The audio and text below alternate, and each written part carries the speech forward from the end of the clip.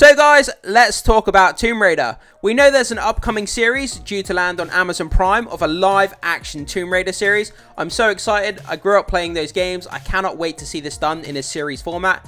Obviously, we've had movies before. They haven't always landed so well, but I think a series would be a great way to kind of stretch out the mythos of Tomb Raider.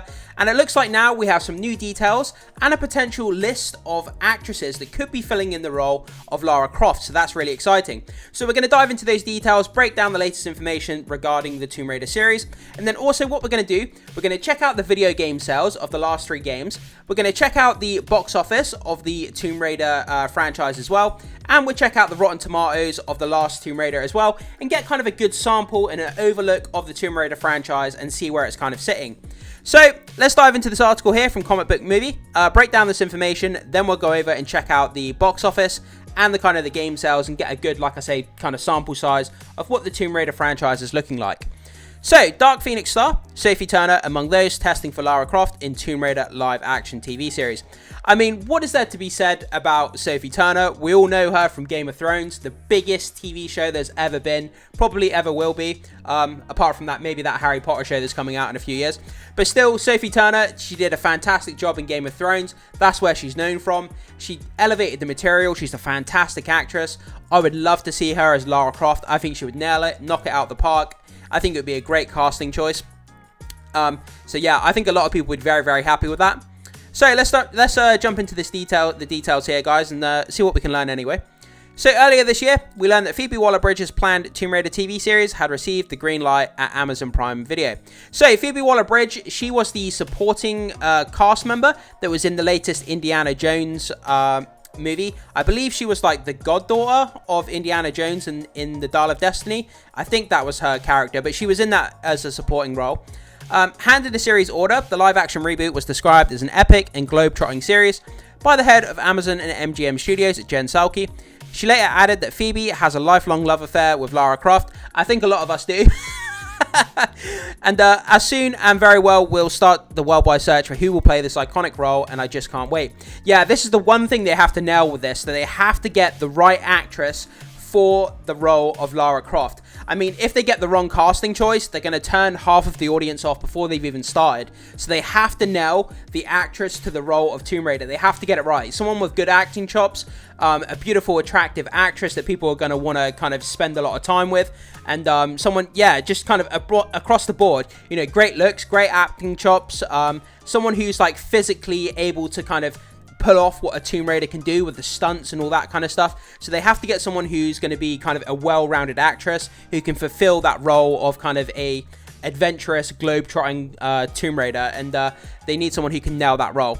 I haven't heard much about the project since, but Deadline via GameFragger brings word today that the studio has assembled a wish list of young actresses to play the new Lara Croft. So this is where it gets interesting. We've got a list here of actresses who could potentially be in the running to fill this role of Lara Croft. So among them, obviously, is Sophie Turner from Game of Thrones. Like I've already said, fantastic actress. She would nail the role, elevates everything that she's in. And Lucy Boynton from Bohemian Rhapsody. I can't say that I'm familiar with this actress. I don't know of the name off the top of my head. I've probably seen her before. Guys, if you know anything about her, if you're familiar with any of her work or projects she's been in and you think she'd be a good fit for the role, jump down to the comment section and let me know. So we're both set to test for the iconic role in the coming weeks. Emma Corrin from Deadpool and Wolverine. Obviously, she played the villain Cassandra Nova in the latest Deadpool and Wolverine. And Mackenzie Davis from Speak No Evil are reportedly on the studio's list, but neither is currently expected to take part in these tests. So as of the moment, Sophie Turner and Lucy Boynton, they're going to be taking part in the tests for Lara Croft in the coming weeks. But Emma Corrin and Mackenzie Davis are on the studio's list, but they're not going to be testing like Lucy Boynton and Sophie Turner, but they are on the list, so they could potentially be doing tests in the coming weeks. But as of the moment, it's just Sophie Turner and Lucy Boynton that are going to be doing the tests. So I think that's interesting. Sophie Turner, Lucy Boynton, Mackenzie Davis, and Emma Corrin. So that's the 4 kind of actresses we have on our radar at the moment. So Turner is the biggest name here and is likely searching for another franchise after Game of Thrones ended, around the same time as her stint as the X-Men universe's Jean Grey. As for Boynton, she's also known for her work in Murder on the Orient Express, and The Greatest Hits. I haven't seen either of those movies. Again, I'm not familiar with her, but let me know, like I say, if you think this should be a good fit for Lara Croft. I'd be interested to hear your thoughts. So guys, what we're going to do next, we're going to check out the game sales for the latest 3 games. Then we're going to check out the box office of the Tomb Raider franchise and compare them. And then we're going to take a look at the Rotten Tomatoes of the latest Tomb Raider movie back in 2018. And we'll check out the Rotten Tomatoes for the Tomb Raider Netflix series, the animated one that's just landed. So we're going to get a great kind of overall look at the franchise here. I think this is really kind of important and interesting information.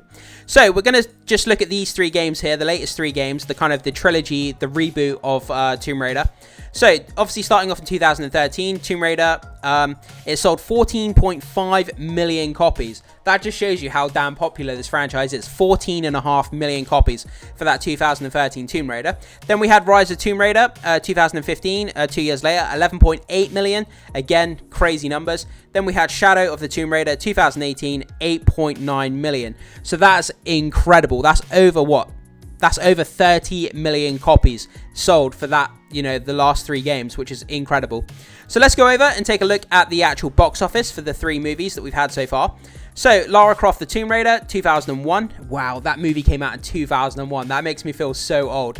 Production budget of 94 million, and it made a worldwide box office total of 273 million. Then we had, in 2003, Lara Croft Tomb Raider. I believe it was called, what was it called? The Cradle of Life. So production, again, $90 million, the exact same, and it made 157. So that was a massively significant drop right there. $120 million drop from that first movie. Then in March of 2018, we had the reboot of Alicia Vikander. Again, another $90 million budget, and it made $273 million. Again, the exact same amount that the first Tomb Raider made back in 2001. As the same as the 2018. They both made 273 million. That's quite funny. That's quite a coincidence right there. But yeah, so that's the box office worldwide. 273, 157 million, and then 273. So when it comes to the Tomb Raider movies, they're not massive blockbuster movies. We're not talking Marvel numbers here. We're like 800, 900, 1 billion. We're talking like less than 300 million for these type of movies. So if they could generate, you know, if they could bring out a new movie potentially in the future or a TV show and they can keep the budget quite low, then making $300 million is nothing to be sneezed at if you can make it for a really low budget. If you can make it for 30, 40 million, then, you know, making 300 million at the box office would be a great thing. But obviously they're not planning on any more movies as far as I know. We're just getting the series. But if they keep the production budget for the series quite low, you know, then they can do wonders for their streaming over at Amazon Prime. But yeah, I just wanted to look at the worldwide box office there, guys. Let's move on to this next. So, the 2018 reboot of Tomb Raider with Alicia Vikander. I actually like that movie. I think it's really, really fun. I'm actually thinking going back and watching that sometime soon because I had a lot of fun with it. But it didn't do so well. So, looking over here on Rotten Tomatoes, the tomato meter, 52%, and it had a 55% audience score. So around about 52 for the critic score, 55 for the audience score. So across the board over on here on Rotten Tomatoes, it wasn't, you know, it was kind of a bit hit and miss for most people. 50% for both. So yeah, it's not the best, it's not the worst, it's kind of mediocre in the middle. So it didn't land for a lot of people, but then for a lot of people it did. So I'm one of those people where it did land well and I enjoyed it. So moving on to this, we had the brand new Tomb Raider Lara Croft series that just landed on Netflix recently. It was an animated show. I didn't really enjoy it all that much. I got 2 episodes into it and I tapped out. It just wasn't for me. I'm not an animation person, but I thought I'd give it a go because I love, you know, the Tomb Raider character, but it just wasn't for me. So we got a 73% critic score and a 33% audience score. So I fall into that kind of 66% who didn't like it. On the audience score, but it seems that the majority of the critics did like the new animated Tomb Raider show that landed on Netflix, but it doesn't gel with what the audience score is here. So there's a big kind of juxtaposition against the critics and the audience for the brand new Tomb Raider kind of animated Netflix show. And yeah, it just wasn't for me, but I can understand why a lot of people would like it. But yeah, so that's kind of where we are, guys. So we'll finish off just kind of summing this up. So the new information that we have is that Sophie Turner, Lucy Boynton, Emma Corrin, again, the villain Cassandra Nova in Deadpool & Wolverine, and Mackenzie Davis, they're all kind of on the radar of the studio potentially filling in the role of Lara Croft in the upcoming Tomb Raider series. Apart from that, we don't really have any other information to go on. We have a few comments down here from Phoebe Waller-Bridge. If I could tell my teenage self this was happening, I think she'd explode. Waller-Bridge recently said, Tomb Raider has been a huge part of my life and I feel incredibly privileged to be bringing it to television with such passionate collaborators. Lara Croft means a lot to me and she does to many, and I can't wait to go on this adventure, bats and all. Crystal Dynamics Scott Amos adds, Amazon MGM Studios and Amazon Games are incredible collaborators with a massive reach across globe, enabling us to expand our Tomb Raider franchise with multiple new adventures and shared passion for creating impactful, entertaining, emotional experiences for players and viewers throughout every facet of this universe. These timeless stories span all media platforms to meet audiences where they want to engage. With Tomb Raider, it's a critical step towards our future with fans everywhere. So it's a lot of PR speak here. There's nothing new information here. Phoebe Waller-Bridge just basically saying that she loves the Tomb Raider character and she's in, and she can't wait to make the series. That's kind of a given. Water is wet. But yeah, so that's kind of the main information, that kind of actress list that we have there, guys. Let me know, out of these 4 actresses that we talked about, which one stands out to you and which one would you be most excited for to have cast in the role of Tomb Raider? There is potentially more actresses that maybe aren't in this report that we may not know about who could potentially be in the role as well. So don't take it to the bank that any of these ones are actually going to be, taking the role. There could be other actresses that we just don't know about. But for now, in the report, that's the 4 that we have. So guys, I throw it off to you. Let me know, are you excited for this upcoming Tomb Raider live action series landing on Amazon Prime? Do you think this potential list here of these 4 actresses, does it sound exciting? Does it sound boring? Are you interested? Are you not interested? Can't wait to hear your thoughts, guys. Jump down in the comment section and let me know. Thank you so much for watching. Be sure to hit that like and subscribe, and I will see you in the next video.